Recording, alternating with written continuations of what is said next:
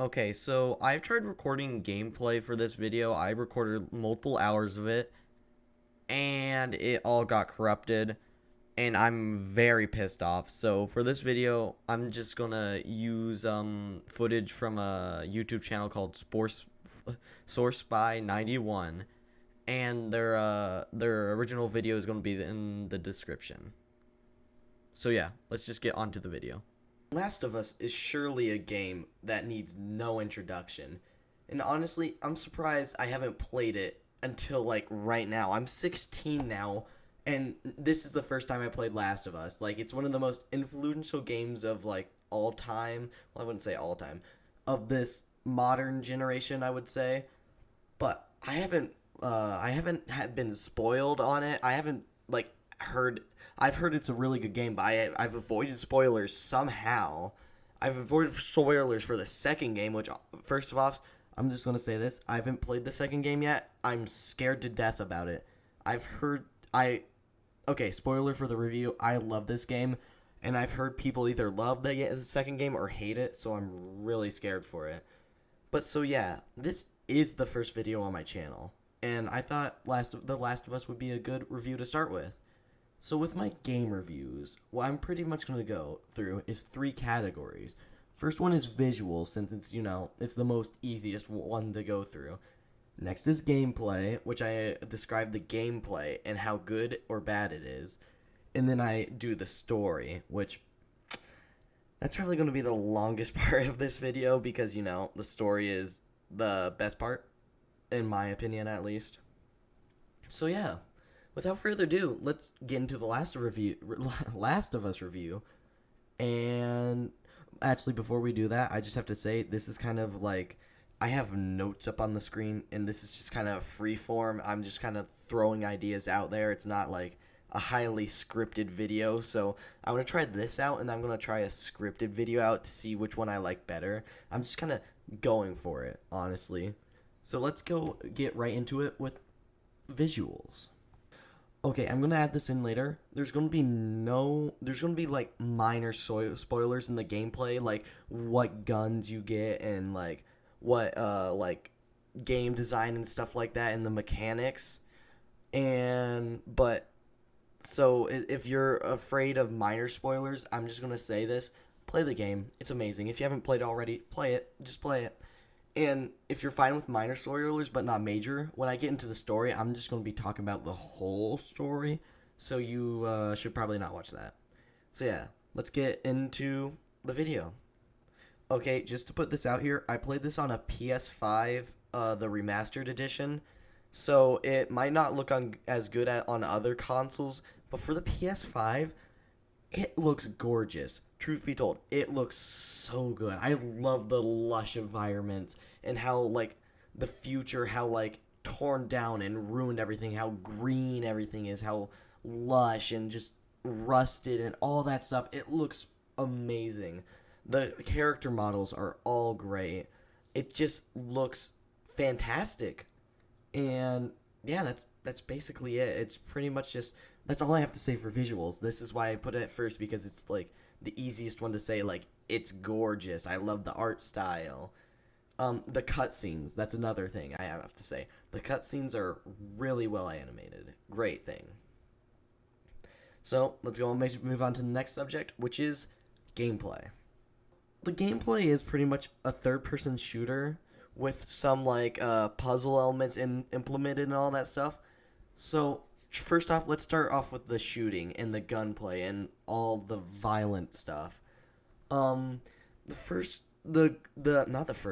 third person shooting, it feels great. It's honestly some of the best like gun action in a game I've ever played. Honestly, it's really good, and I love all the guns. Like, they give you mini guns, you get to keep all of them, they all have different ammo types, and it's just really fun to experiment, like, what gun you really like. Like, you could be a really good pistol guy and just, like, get headshots every time. You can be a shotgun guy where you just blast enemies. You could have a freaking flamethrower in the late game. It doesn't really matter. There's a gun for everyone. There's not sniper rifles, hunting rifles, and stuff like that. And there is also other stuff not just the guns. Like there's a Molotov cocktail. There's a bomb full of nails, rusty nails and screws and stuff like that. There's a melee weapon. Oh my god, the melee combat in this game feels so good. Like you press an X, not the X button, the square button, and you like throw punches. It feels really good, and you can get like weapons that slowly break over time, which later on you can add like a shiv to it that immediately kills enemies. It's so good. Like it feels so great. And the enemy AI honestly is pretty good. It's not actually it kind of is amazing for the time. I didn't really find anything wrong with the enemy AI, truth be told. It's pretty good. So to move on from combat, let's move on. Actually, no. We're not moving on from combat. We're going to talk about the enemy varieties. So I like how the game doesn't just like keep adding like new zombie variants to make the game harder. No, they just throw more zombies at you. And like sure there's the bloated enemy, but that's introduced it like super early into the game. So it's not like, halfway through there's this new zombie variant that you've never seen for some reason, which would be very stupid and take you out of the world building. But I love how they went from like, like you at first see like just random bandits that are part of gangs, and they only have like pistols and stuff like that because that makes sense. They're like scavengers, so they're not going to have like heavy duty guns. And then the more you go on, the bigger like groups of people you find, so it makes sense why they have better guns because there's more people, which in fact makes it more possible that they have better guns, I guess. Maybe, I don't know. I just love that difficulty spike. So yeah, I'm gonna be honest, this game has amazing game design. Like, beside like from like, oh look, there's a place where you put a ladder, why don't you grab a ladder and put it there. Other than that, great game design. I love the the climbing mechanic. It feels so good. You just run up to a random object, press X, and you climb it. It's that simple. It's really fun, really easy to use. I love it. I'm so glad they implemented this and not a jump button, because honestly, jump buttons in third-person shooters can be a little wonky. So I'm glad they just did this climbing mechanic, which was honestly one of my probably the best like climbing mechanic I've seen in a third-person shooter, honestly. Yeah, so the last thing I have to come up with in the gameplay section is the AI for your companions. So at first you get like Tess, but later you get Ellie. So both of these, they're pretty good AI. Like they hardly ever get in your way. They shoot enemies. They stay out of your way. They help you with enemies and stuff like that. But it's not like too much. Like they don't just like kill all the enemies. They just like stab some. They shoot a little bit, and it feels like they're actually helping you and not just a hindrance. Um, and yeah, they give you items sometimes. So yeah, the AI for the characters, honestly, really gosh dang good. Did I just say gosh dang? Wow. I'm just a golly G guy, I guess. But yeah, the AI, great. So yeah, that's the end of the gameplay section, which now I'm getting into the story section, which woo-wee, I have a lot to talk about. So, the story, I feel like I should just start off in the beginning. Like, Tess, okay, so no, it doesn't start off there. It starts off with Joel. It's at the beginning of, the apocalypse, and, like, Sarah, Joel's, daughter, and, him are running away with, his brother, Tommy. And so they're running away because then it starts off with the outbreak happening. They're running away, they're trying to get, like, out, and eventually Joel and Sarah make it to the highway where they meet a military guy. And the military guy asks like his superiors, "What should I do?" And you don't know what the superior is saying, but you kind of can inference because he's like, "Come on, there's a child here." And so you know something bad's going to happen. And so the military guy opens fire on them. Joel ducks and run. Like, no, he doesn't duck and run. He, like, jumps back trying to protect Sarah. But in the end, Sarah gets shot and killed, and that's just such a. I know it's weird to say great thing because like a little girl died in the beginning, but it's such a good way to start your story. Like you know the struggle of Joel, and you understand like this. Even though like an entire apocalypse happened, the worst thing that happened to him was losing his daughter. Like I can't imagine that pain he is feeling. And I get why he's so, like, later in the story, why he's so hesitant to actually open up to Ellie and other people on that same thing. So, yeah, that was a great thing. And then it does a 20-year time jump, which I was not expecting, honestly. I was expecting, like maybe 5 years. But no, 20 years. And so, Joel's an old, bitter man. He's, like, with Tess now, which is a woman. I kind of forgot her personality, honestly. It's been a while since I played. I'm pretty sure she's kind of sassy. Yeah, she's sassy. She's a sassy. I like Tess. Tess is a pretty cool character. Which, so you go and find this guy, Robert, because he stole your guns, and he sold them to this group called the Fireflies. And the Fireflies are kind of like a protest group, but they use violence. I kind of have to explain the whole world also, like, there's cities that are guarded by the military. There's like currency called ration cards, which is pretty much you just get food. And it's just really well set up. It's just great. I love it. So you go find this guy Robert. He sold your gun to the Fireflies. You kill Robert, which I was surprised. Like Tess didn't even like hesitate. She's just like bop bop. Then you meet a woman called Marlene, the leader of the Fireflies. So she tells you, you have your gun. I will give you the guns back if you do a job for me. So they reluctantly agree, and the job is taking Ellie to a Firefly hideout.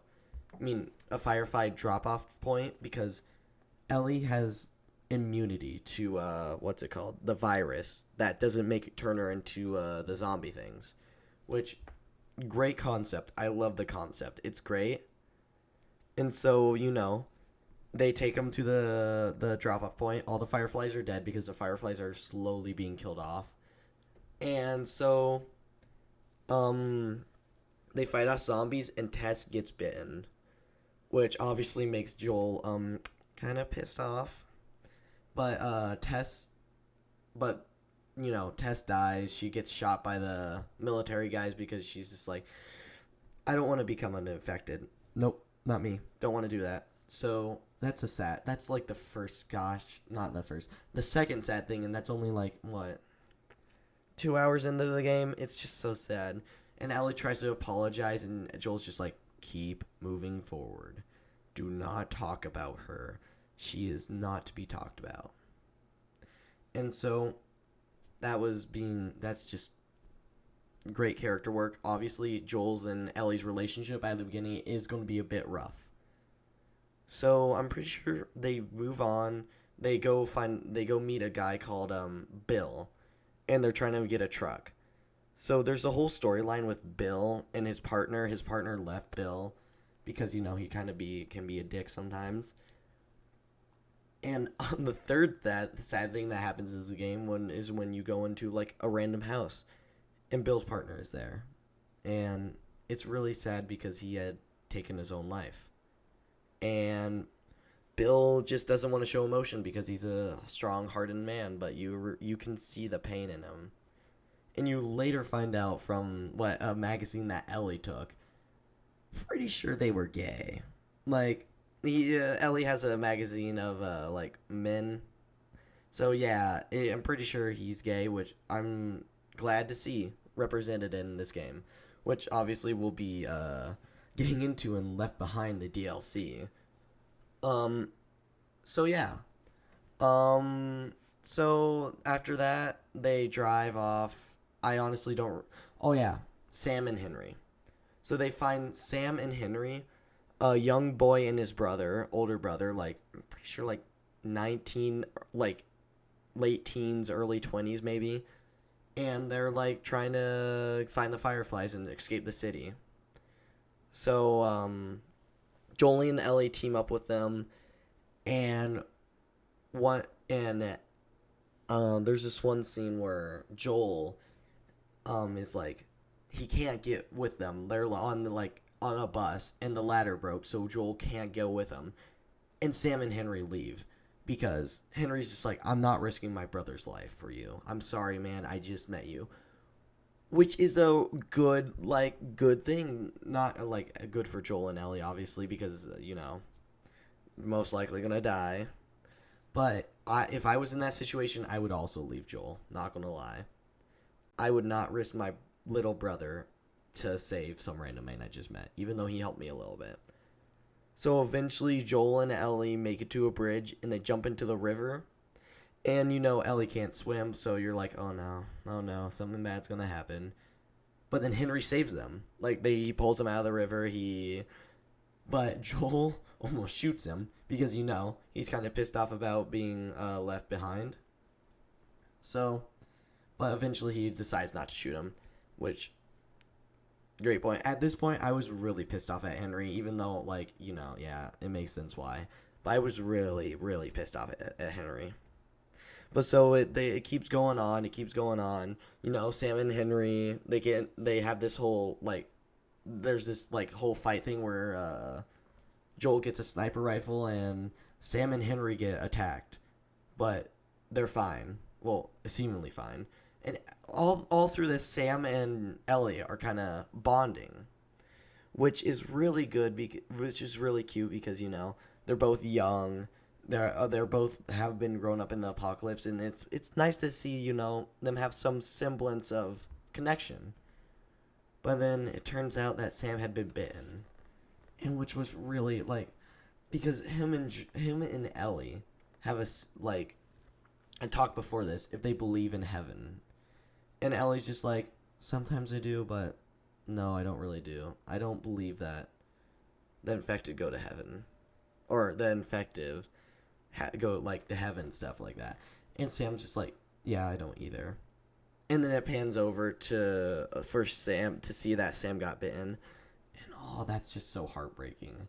And then, of course, in the morning, Henry has to shoot Sam, which is sad. He points the gun at Joel, really pissed off. He's just like, oh, Joel, this is all your fault. And obviously Joel's trying to calm him down. And then Henry turns the gun on himself and shoots himself. Which, Jesus Christ, this game is just pulling all the hits now. Oh God, it's just so sad. And right as that happened, it just flashes to a time card called Fall. I'm pretty sure it's Fall. Yeah. So it's Fall.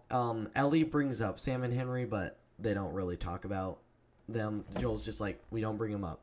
Don't bring them up. So they finally find their whole thing. They were trying to look for Tommy to know where the Fireflies are actually going, because they need to get Ellie to the Fireflies. So they find Tommy, Joel's older brother, and they meet up. They have a connection. The really big part of this is because you're far into the game. Joel and Ellie are starting to bond, and Ellie gets pissed off because Ellie realizes what Joel's trying to do is he's trying to leave him with Tommy. And so she rides off. She goes to some house, and her and Joel have a talk, an argument. Tommy's wife told her about Sarah, and Ellie brings this up, and Joel gets pissed off, and he says some pretty nasty stuff. He says you will never be my daughter. You are not my daughter, and you'll never be my daughter. Which, oh God, it's so sad. But obviously Joel's just really pissed off at the moment. He didn't really mean to say that.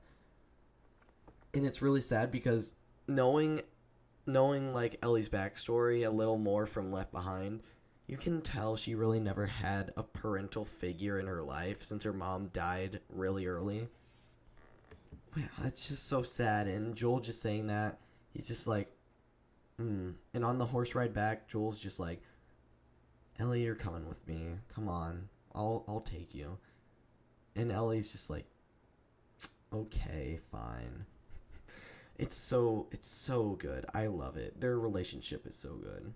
So they go to some college. They're where the Fireflies are supposed to be, but they find a clue and they're actually somewhere else. And as enemies are like invading this college as you're trying to get out. And so I'm just like, okay, standard mission, just get out of there. And so you come to the balcony, like the glass covered balcony, and Joel gets ambushed by this one guy. He pushed up the railing, you know, the quick time event, you press the square button. And at first I thought I failed because Joel fell off the railing. And but then I realized, no, this is way too big to be a real ending. So Joel falls off the building. It gets impaled by a fucking like lead pipe. And I'm like, oh shit, what the fuck? And I'm just like, oh no, Joel, no, please don't. Please don't die. And so you're just playing as Joel as he's almost like he's just dying as you walk with him. And then Ellie's just like, don't worry, we'll get you out of here. And this scene ends with Joel bleeding out. He fell off the horse and he's bleeding out. They're safe, but he's just bleeding out. And Ellie's just like, Joel, tell me what to do. Tell me what to do. And then it flashes to another time card, winter. And I was just like, I start like crying, like, oh no, Joel, don't die. And then there's this one meme where it's like, yeah, you've probably seen it, like the bunny. I didn't know where Ellie shoots the bunny and she's like, that's the cutest thing I've ever seen. And then she's crying. And now I realize why she was crying before. I was like, oh, probably because Joel got, impaled. Oh, God. So you get to play as Ellie now. And she saved Joel, luckily. He's in a very bad state. But she finds these people and trades deer for, like, medicine. And so she does it. And it turns out that the guy that she traded with has run into her and Joel before, and he wants Ellie to join them because he says like Faye, and all that stuff, but he wants to kill Joel. So things come to things. Ellie gets captured and she's gonna get chopped up. So Joel, but before she does, she like gets captured. She like treats Joel's wound with the antibiotics she got from the guy. And so Joel wakes up. He's better, but he's still not like fully recovered. So he goes on a rampage. He goes into the town. He interrogates people, goes into the town to try and find Ellie. And Ellie, finally, she escapes, and she's in this building. And there's a boss fight against the leader, which is honestly really tedious and bad. I'm not gonna lie, that boss fight kind of pissed me off. But it was worth it for the cutscene afterwards. She grabs his machete and just starts chopping at his face and crying. And it's so sad because Joel just comes up behind her. He's like, Ellie, it's okay. It's okay. It's me, Joel. Ellie, please, just stop. And she's just like breaking and just crying. And it's just like, Jesus Christ. It's so sad. And then we get to the final thing where they finally find the Fireflies, and Ellie and Joel, they don't get to say their separate ways because Joel is knocked out by the Fireflies because they thought he's a threat. But apparently Joel wakes up to Marlene, and apparently Ellie's getting ready for surgery, and the only way they can get like the cure out of Ellie because of her immunity to the infection is to kill her. And Joel is not having that. Joel will not let that go. This is the best part of the game. Like, not the ending, honestly. The ending, I like the ending. Don't get me wrong, but it's not the best part of the game. The best part of the game is just knowing Joel lost a daughter. And he doesn't say this. But he's thinking it. Like, I lost one daughter already. I'm not going to lose another. I'm just getting emotional thinking about it. Holy shit. So Joel saves Ellie, and Marlene's just like, please, this is literally hope for all humanity. And Joel's just like, hey, fuck you. No, not letting you kill a little girl. And so they drive off. Which, I don't know how to feel about this ending. Like, I think it's perfect. Honestly, I think it's perfect for the game because it's not like happy ending. Oh, Ellie got the cure and she's safe and fine. There was obviously had to be like something like big dilemma. So I feel like it's just a great ending, and I feel like they could really expand on it in Last of Us 2, which I'm fucking terrified for, as I said before. So yeah, great. And the last speech that Ellie says, it's just like, so many people have died from this. Joel, if there's something you're not telling me about the Fireflies, and if they couldn't find a cure, please tell me. And Joel's just like, no, there's nothing else. I told you everything. They couldn't. There's a bunch of people who are just like you, and they don't need you. And then the game ends, and I'm just like bawling at that point. Like, holy shit. Games usually don't make me cry. This game made me cry multiple times. It's so gosh dang good. Like, so good. Like, just how naturally the relationship builds between Ellie and Joel. It's so good. It's not like, oh, they're friends right away. No, they start out hating each other, and naturally it gets better. It's not like a movie where it has to be in between like an hour and a half of it together. No, it gets like better between like 10, 15 hours to play the story. It's so gosh dang good, and I love it. And all the emotional beats, all the hardship, like the people you see around you, everything. Like the zombies are overplayed nowadays, but still, this is how you do a good zombie story right. You don't focus on the zombies, you focus on the characters. That's why I love this. It's just one of the best games I've honestly ever played. It is. And then I'm just going to really get into Last of Us Left Behind.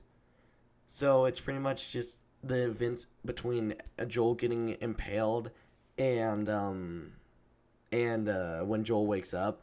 That's one of the stories, and it flips between that and Ellie and Riley, which Ellie mentions it. The only time she mentions it in Last of Us is in the like last speech she says, and she's less like, Riley, my best friend, I saw her die from this. We both got bitten at the same time. And she reveals the story. We both got bitten at the same time. And she wanted to be all poetic and go crazy together. And then Ellie never turned crazy. Only Riley. It's so sad. But this just makes that ending speech more sad because, you see her and Riley interact and how they're really good friends. And how Riley and her had a big fallout, and Riley came back just to give her one last day with her before she had to go join the Butterflies. And it's so sad when Ellie realizes that she's going to leave. And Ellie's just like, go. I don't need you. Go. I'll be fine. And then Riley plays a song. And they dance. And they kiss. And it's just so gosh damn sweet. It's just so sweet. Like how it came like that. Like, it's so sweet seeing Ellie and like, Ellie through the first game. Through the game. How she never really had anyone to connect to except for Sam and Joel. And Sam died. And when you see the kiss scene, you're just like, oh, that's so sweet. And then you realize, oh, wait, Riley dies, like, very soonly after this, doesn't she? And then, of course, they get bitten. And Riley says, I want to die all poetically and go crazy together. And the ending speech just gets to me. It's so sad. I love it. And this is what DLC should do. It should make the main game even better. Because you realize why Ellie stuck to Joel so much. Because it's the only person since Riley that she's loved. Like, obviously in different ways. And with Riley, she loved her as, like, more than just, like, a friend. But Joel is a father figure. And it's just so sad. Like, holy shit. This game is amazing. That's my final rating. It's amazing. Go play it. Just go play it right now. It's amazing. I love it, and I'm so excited to get into Last of Us Part 2, even though I'm really gosh dang scared. So yeah, final verdict with Last of Us. Amazing. Great game. Play it right now. Go. If you don't have a PS3, 4, or 5, then yeah, you probably can't play it. But still, try to. It's amazing. I would not watch any Let's Plays of this. You need to play this game. So yeah,